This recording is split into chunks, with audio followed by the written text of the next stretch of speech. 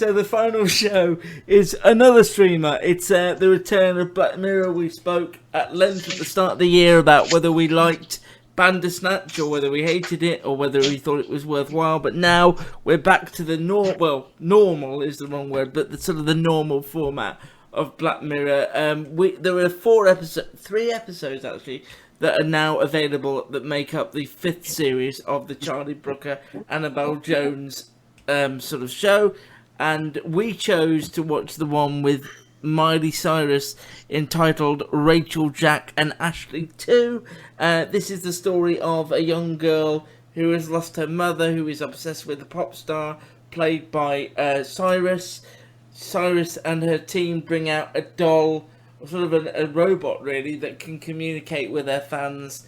And it's sort of like an Alexa device, isn't it? To an extent, it is. Yeah, I'm really worried about my Alexa now. I'm giving it the evils every once in a while just to check what it's up to.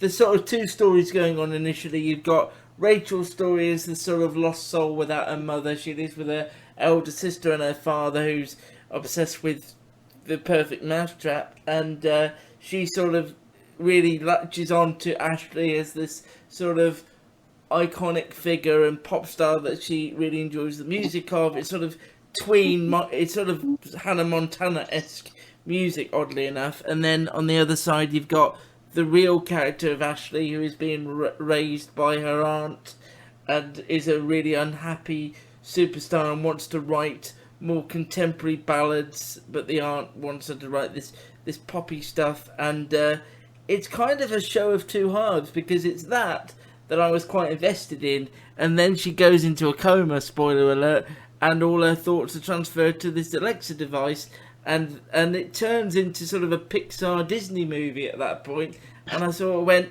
hang on a minute, this is just completely tonally absurd. I agree with you totally. It's very much a show of 2 halves, where you expect a kind of, bleak dystopian kind. I mean, Charlie Brooker, famously TV's most misanthropic man, so you expect a certain dystopian vibe, and then midway through there's this handbrake turn, and it kind of becomes like John Hughes's Weird Science, doesn't it? It's kind of it becomes really goofy, and when the mind of Miley goes into this walking Alexa dot, it's like it's kind of got a Chucky element to it as well, and or something like more and more kind of a short circuit or something like that. Short circuit, yes, exactly. Yeah, it just made me think.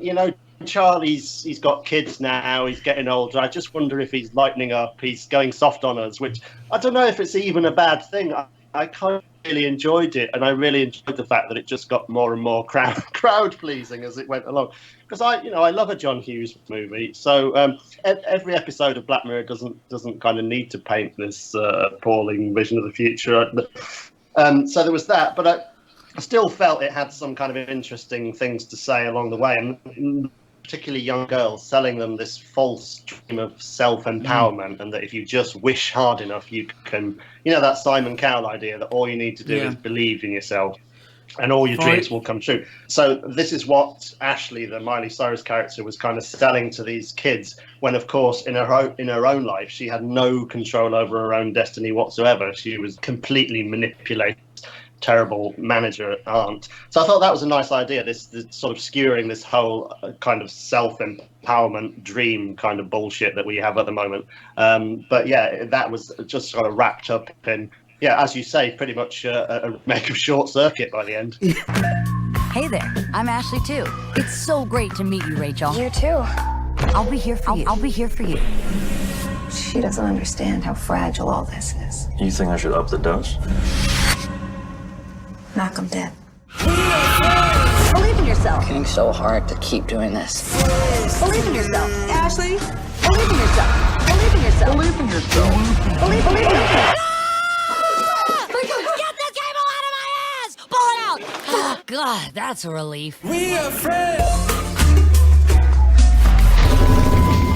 I felt a bit shortchanged because I really thought the young actress playing Rachel, I thought she was very good.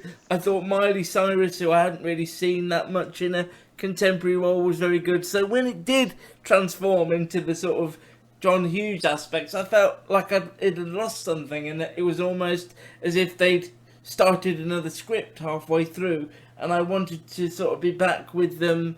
But I don't know, it was enjoyable, but whether it was memorable and exciting, I'm not sure.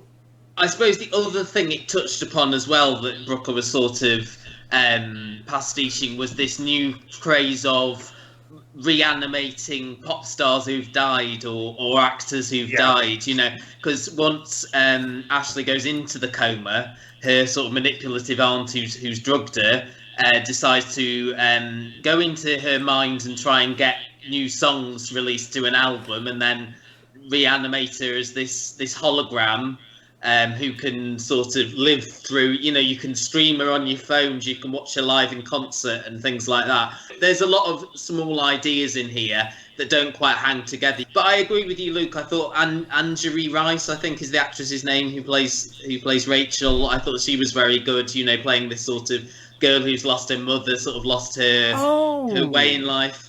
Was she in The Nice Guys with? Yes, yeah, she was Ryan Gosling's daughter in The you. Nice Guys. She plays a sort of different character here, which I think she's very good in this. There were bits of this that worked more than other bits, as you say. Yeah, it didn't all hang together, and I disagree with you to Miley Cyrus. I didn't think she was particularly strong. I don't really rate her as an actress, but good for Miley to know that brain death is not necessarily a bar material, though, isn't it? That's a marker for her future if she's. And it's comforting, I'd imagine. Slip into a coma at any time, and it not be a problem. We picked that one at random, so there are other ones that star Andrew Scott as well. So if you want to go and look up Black Mirror, it's the 5th series. Is it Anthony Mackie as well as in the other one? Yeah.